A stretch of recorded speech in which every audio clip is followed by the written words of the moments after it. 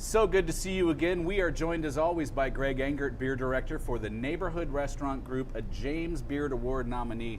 The group includes Where We Are, Home Base, Church Key, Downstairs, Birch and Barley.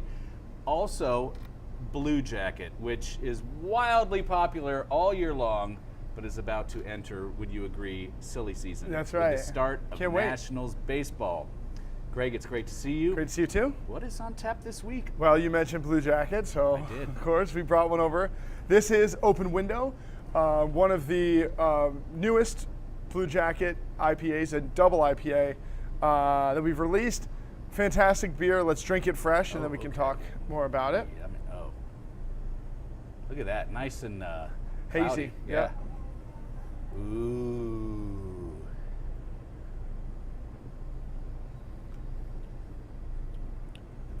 So Ooh, nicely done.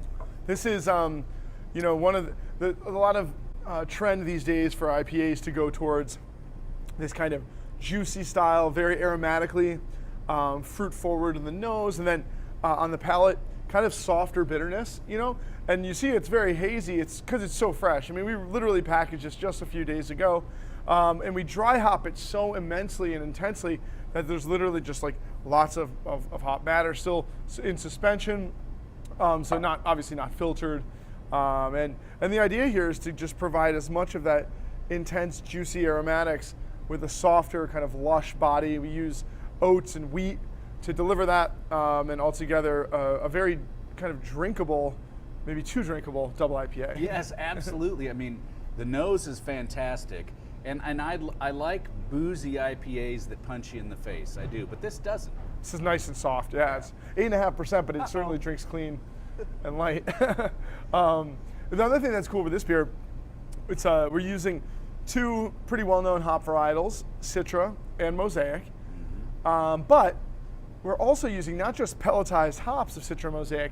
We're using something that's kind of newish on the scene. It's called lupulin powder, or cryo hops. So some companies, including Yakima Chief, have figured out a way to break down a hop and pull out all of the kind of aromas and resins and aromatic oils and things like that, and then crush it into like really fine powder, removing all the kind of vegetative matter, a lot of the bitterness, and then you can now get that powder and add it to the beer. So we've dry hopped this not just with pellets, but with that powder, and it delivers really, really intense, immediate, focused hop aromatics.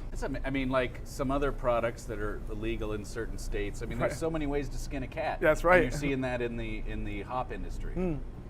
Absolutely, and it's amazing because it gives it that pure, wonderful intensity of aroma, less bitterness, and it actually gives us more yield because now we use more powder than pellets.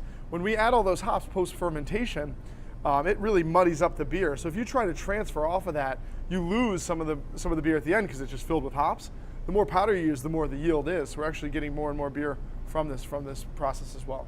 All right, well, let's end this love fest. What would you pair it with?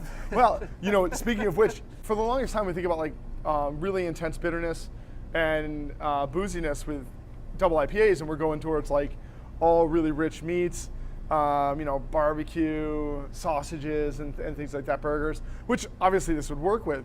But because of that really great citrus aromatic, a little bit of tropical fruit, and that soft palate, this is going to be fantastic with seafood, even at 8.5%. So I'd love to do this with grilled shrimp, salmon, anything like that is going to be fantastic. Can it handle some heat, some spice? No, absolutely. Not a good idea? No, even better, because normally the flavors of IPAs are so great with spicy food. However, bitterness can often intensify the heat.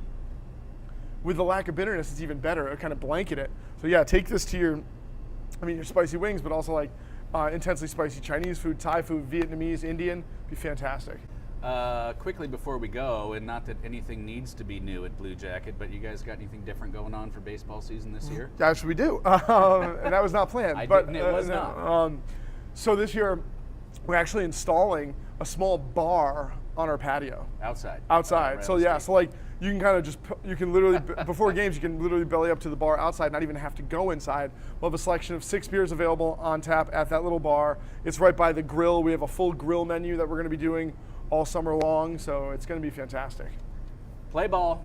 Greg, thank you as always. You. Everyone, please always do drink responsibly, and be sure to bring your thirst next time for another beer of the week.